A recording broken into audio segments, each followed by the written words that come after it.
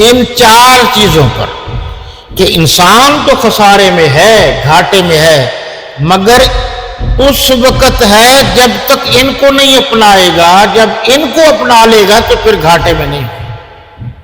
تو وہ کیا ہے؟ سب سے پہلے آمنو، ایمان لے آئے۔ اب بہت سارے آمنو باللہ، ایمان باللہ، ایمان بالرسالت، ایمان بالآخرت،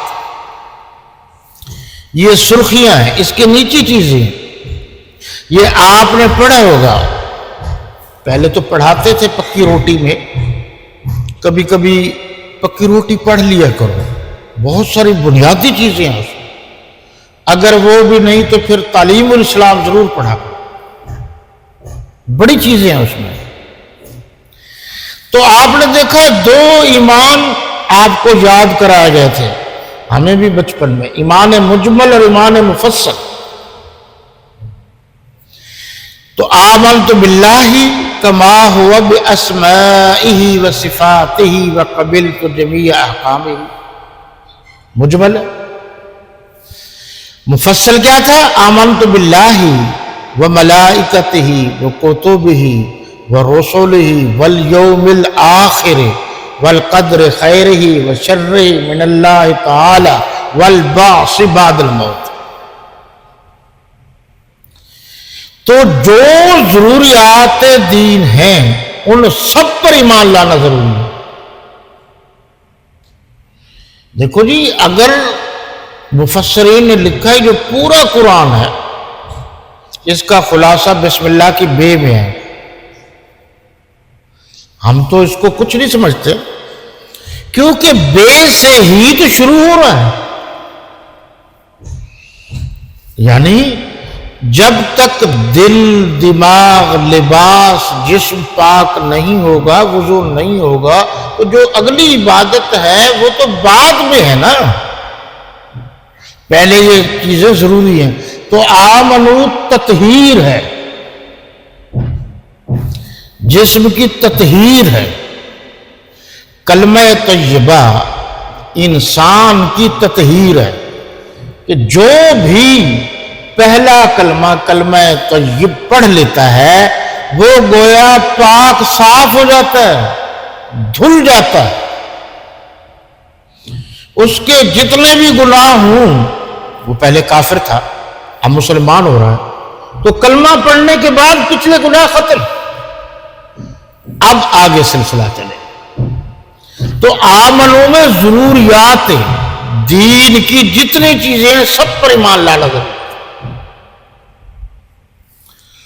میں مختلف محافل میں، مجالس میں مختلف لوگوں سے میرا واسطہ پڑتا ہی رہتا ہے، مختلف الخیال، مسالک اور مکاتیب مختلف، پھر تعلیم یافتہ، غیر تعلیم یافتہ، ہر قسم کے جو باسی ہیں ان سے واسطہ پڑتا رہتا ہے۔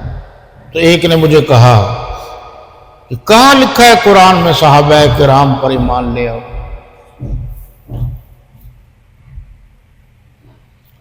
اب میں نے کہا مجھے یاد تو تھا کہ سورۃ البقرہ کی آیت نمبر 137 میں بھی ہے، بہت ساری جگہوں پر ہے۔ اب میں نے کہا یار یہ بندہ تو مجھے مذہبی اعتبار سے نابلد لگ رہا ہے۔ دیکھو نا کتنی چیزیں سوچنی پڑتی ہے، پھر جواب دینا پڑتا ہے۔ تو بظاہر بھی کوئی تعلیم یافتہ نہیں، میں نے اس سے پوچھنا شروع کر دیا آپ کی مذہبی تعلیم کتنی ہے، ویسے دنیاوی تعلیم کتنی ہے، یہ وہ۔ تو میں نے اس سے کہا کہ قرآن میں یہ لکھا ہوا ہے کہ اہل بیت پر ایمان لے آؤ۔ اب وہ چپ۔ بھئی اگر حضرت ابوبکر صدیق رضی اللہ عنہ پر بقول اس کے ایمان لانا ضروری نہیں، تو ایک مخالف کہہ سکتا ہے کہ پھر حضرت علی رضی اللہ تعالیٰ عنہ پر تو ایمان لانا ضروری نہیں، تو جواب کیا ملے گا؟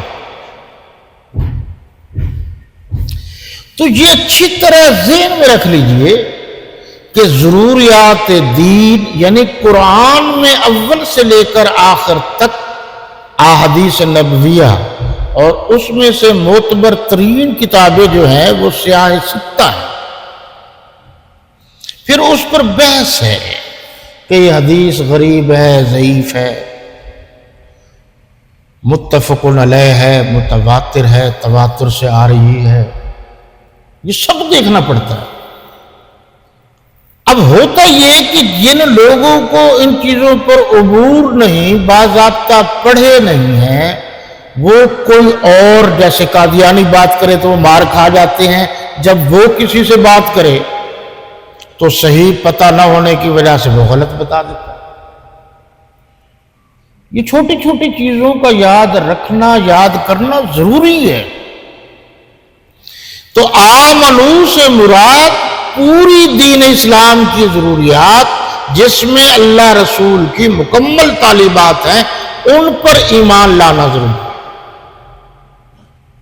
اب کوئی کہے جی صرف وضو پر کافی ہے، اگلی بات دیکھو، پہلی بات بھی اگلی بات بھی،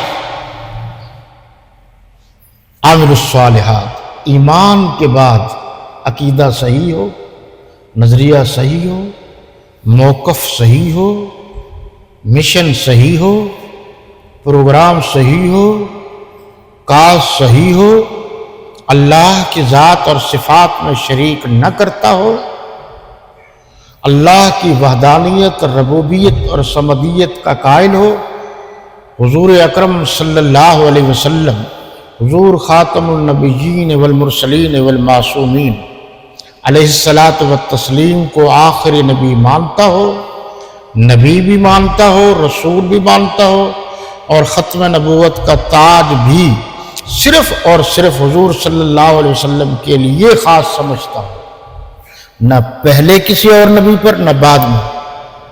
یہ عقیدہ نظری ہے۔ اس کے بعد صحابہ کرام کو مانتا ہو، ان کی ناموس کو مانتا ہو، اہل بیت کو مانتا ہو، ان کا اکرام و احترام کرتا ہو،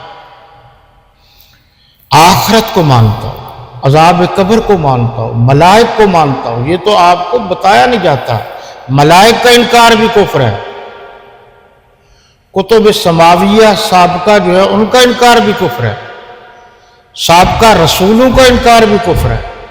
ایمان مفصل میں ابھی بتایا میں نے، آمنتو۔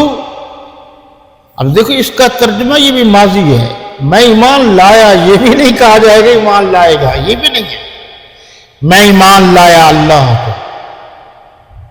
اب یہاں بے کا معنی پر ہے، اور ویسے بسم اللہ کے معنی میں جو بے ہے وہاں اس کا ترجمہ کے ساتھ ہے،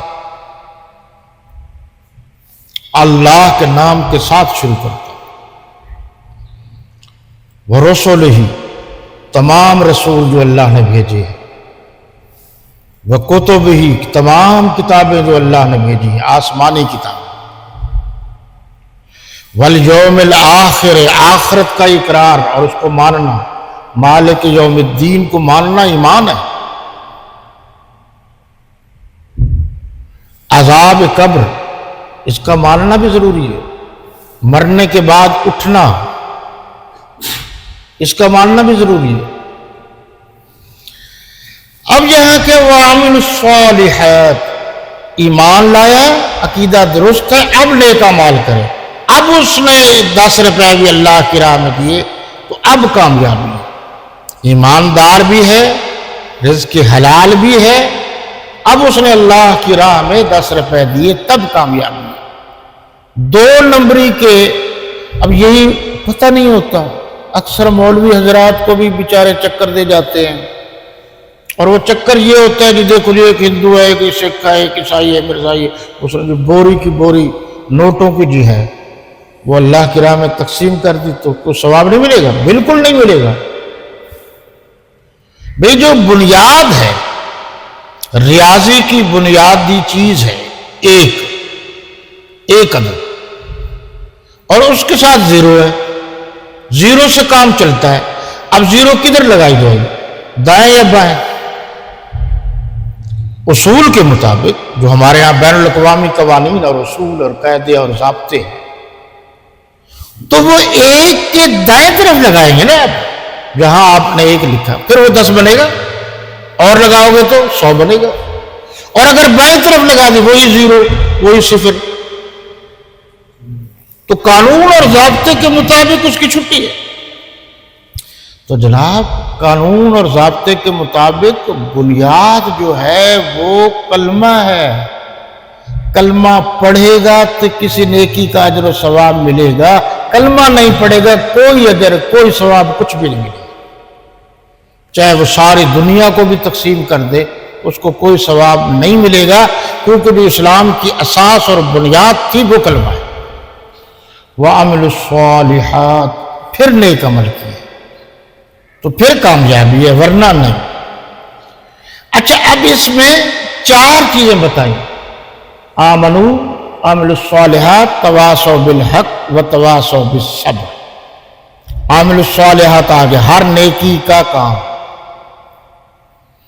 شرط یہ ہے کہ صاحب ایمان ہو، تب اس کی نیکی کا کام نیکی میں شامل ہوگا۔ اگر وہ صاحب ایمان نہیں ہے تو اس کا کوئی کام شرعی لحاظ سے نیکی نہیں ہے۔